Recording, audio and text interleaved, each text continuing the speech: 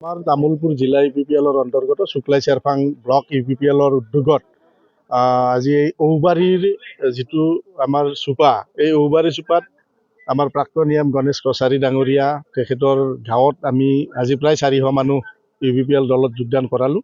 ইয়াৰ আগতে কিছু সময় আগত আমি দেওচুঙা প্ৰাইমাৰীৰ মধুকুচি চুপাত প্ৰায় 300 মানুহ আমি আমাৰ UPPL দলত যোগদান কৰালোঁ।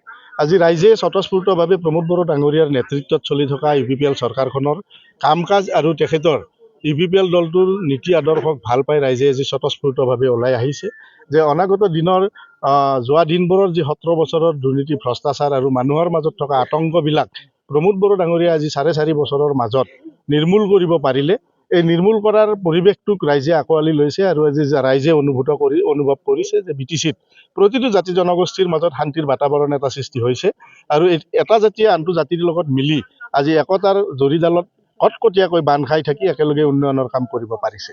তো শুক্লাই চেৰফাং ব্লকত আজি আমি দুটা প্ৰাইমাৰীত প্ৰায় 600 মানুহ আমি ইয়াত আজি যোগদান কৰালোঁ। দিনে দিনে শেষত হাঁহি মাৰিব বুলি আমি এতিয়াও কাকো ক'ব নোৱাৰোঁ। আমি UPPL দলে আমি নকওঁ যে আমি ইয়াত দুৰ্বল স্থিতিত আছোঁ, আমি এটা খুব শক্তিশালী স্থিতিত আছোঁ। প্ৰমোদ বড়ো ডাঙৰীয়াৰ সাংগঠনিক দক্ষতাৰে আমি UPPLৰ প্ৰতিটো ব্লক সমিতিয়ে প্ৰতিটো বুথ সমিতিৰ লগত মানে কথা পাতি বুথৰ সাংগঠনিক সভাবিলাক পাতি আমি এতিয়ালৈকে আমি বুথত এটা শক্তিশালী স্থিতি আমি গ্ৰহণ কৰিছোঁ। ইতিমধ্যে আমাৰ বুথত শুক্লাই চেৰফাঙৰ যিটো প্ৰাইমাৰী 8টা প্ৰাইমাৰীৰ আমাৰ বুথ সমিতিৰ 22,000 আমাৰ বুথৰ কৰ্মী ইতিমধ্যে সমাৱেশ এটা হৈ গ'ল, আমাৰ ৰাইজে দেখা পাইছে আৰু ৰাইজে এইবাৰ এই কথাটোকে অনুমান কৰিব পাৰিছে যে যিমান জইন নকৰক, কাৰণ গণেশ কছাৰী ডাঙৰীয়াই যোৱা 17টা বছৰত যিবোৰ কাম কৰি থৈ গুচি গ'ল, এইবিলাক কাম যদি ৰাইজে ভাল পালেহেঁতেন তেতিয়াহ'লে তেখেতক নহাৰিলেহেঁতেন। তো যোৱা সময়খিনিত আমি UPPLেও এই শুক্লাই চেৰফাং সমষ্টিত জিকিব পৰা নাই, খুব কম ভোটৰ ব্যৱধানত আমি ইয়াত পৰাজয় বৰণ কৰিছোঁ।